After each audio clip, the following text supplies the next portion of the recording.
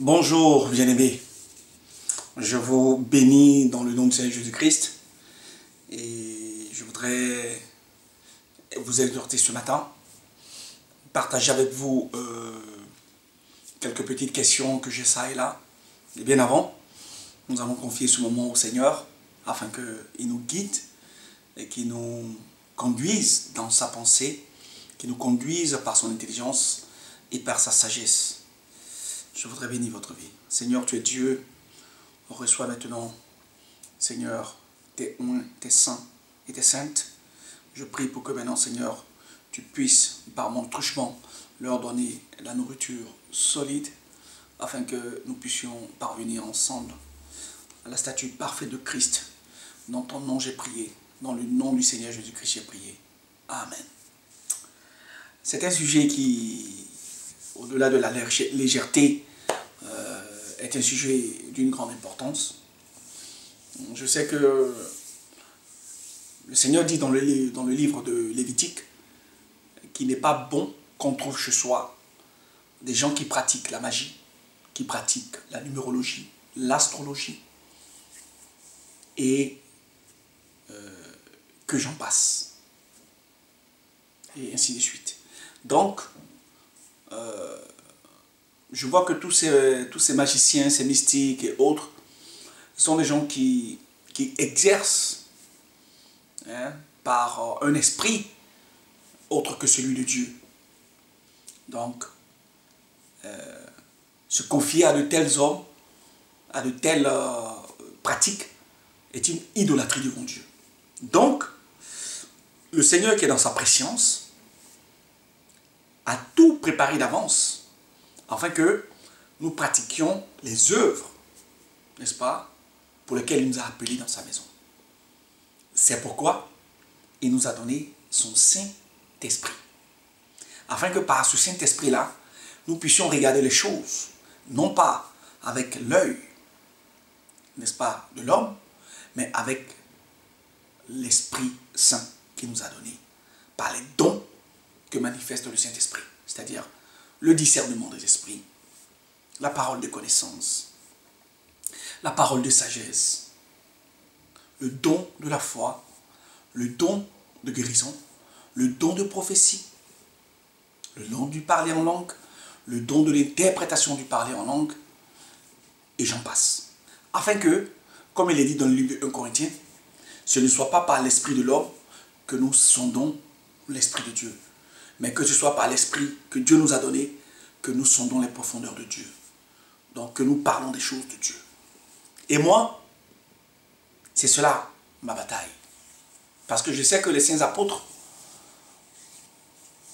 ne mettaient pas en avant leur intelligence. La preuve en est que dans le livre de Acte 4, dans le livre des apôtres, au chapitre 4, à partir du verset 13, les pharisiens qui étaient là, qui leur posaient des questions par quel pouvoir ils ont fait le miracle pour faire marcher l'impotent, celui qui était paralytique devant le temple pendant 40 ans, ils savaient que c'était des gens du peuple, sans instruction.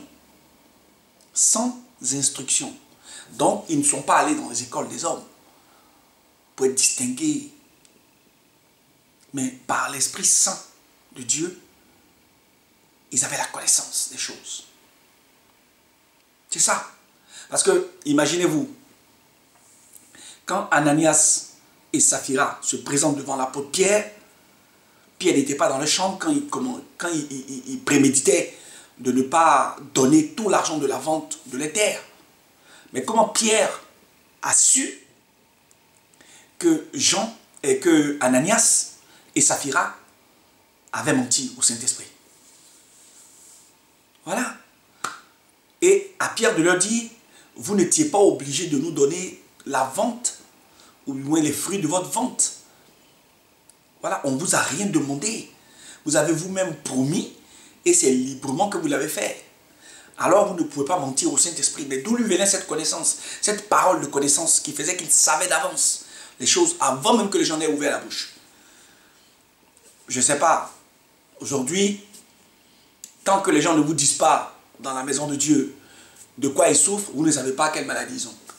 Donc moi, je me pose des questions. Si on connaît la chose de Dieu avec l'esprit de l'homme. Pourquoi? Parce que nous disons ça parce que je pose toujours une question. Je n'ai pas encore eu de réponse. Peut-être que ceux qui vont voir cette vidéo, avec toute la légèreté qu'on me connaît, et la rigueur aussi, peut-être qu'ils vont répondre à ma question.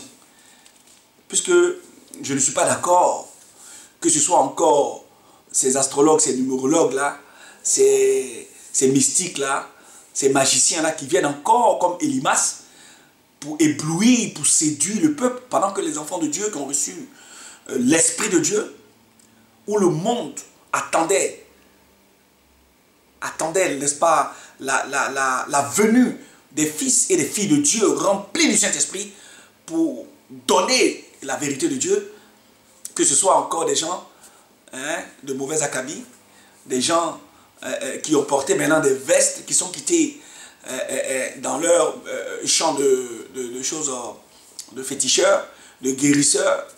Les marabouts maintenant sortent avec des vestes. Tous ceux qui sont vaudous, pratiquement, c'est eux qui sont dans la maison de Dieu et qui voient. Et les enfants de Dieu qui ont le pouvoir sur toute chose, ils sont encore au lait comme les enfants. Et ils ne peuvent même pas utiliser leurs dons ou exercer leurs dons pour l'édification des saints. Mais quand Pierre, l'apôtre Pierre, a remis en ordre ou a remis à la place Ananias et Saphira, il y a eu la crainte. Donc un homme de Dieu qui n'inspire pas la crainte, c'est un enfant. C'est un enfant.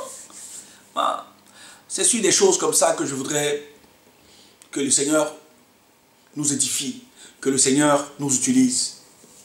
Parce que, à quoi ça sert si la personne qui est en face de nous doit nous dire d'abord de quoi elle souffre, comme si on était des médecins du monde, avant qu'on ne sache de quoi il souffre, comme Naaman, et le prophète Élisée savait ce que Naaman avait, comme l'apôtre Paul savait que la femme qui lui parlait par l'esprit de démon, par le discernement des esprits. Or, le même Paul dit que il n'est pas différent de nous. Dans le livre de Actes, au chapitre 14, verset 11. Il n'est pas différent de nous. Et c'est le même esprit qu'on a reçu. Pierre dit la même chose.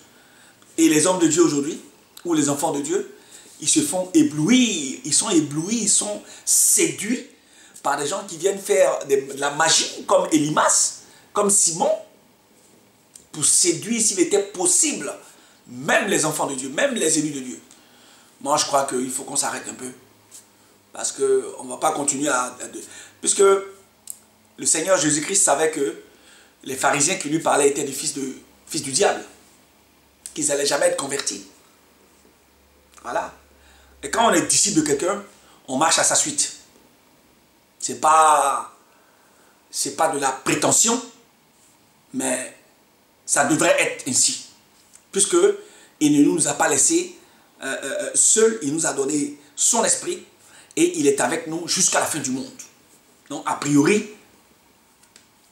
si nos parents ne sont pas capables de nous donner des pierres à la place du pain qu'on demande, ce n'est pas le Christ ou le Seigneur qui va nous donner, qui ne va pas nous donner son esprit quand on lui demande, ou qui ne va pas nous donner des dons pour l'édification de son église, si on le demande. Je crois à ça. Et l'apôtre Paul dit de demander les dons les meilleurs. Moi, je crois que le don de discernement le don de discernement des esprits est un don extrêmement important. Donc, voilà un peu la discussion annoncée.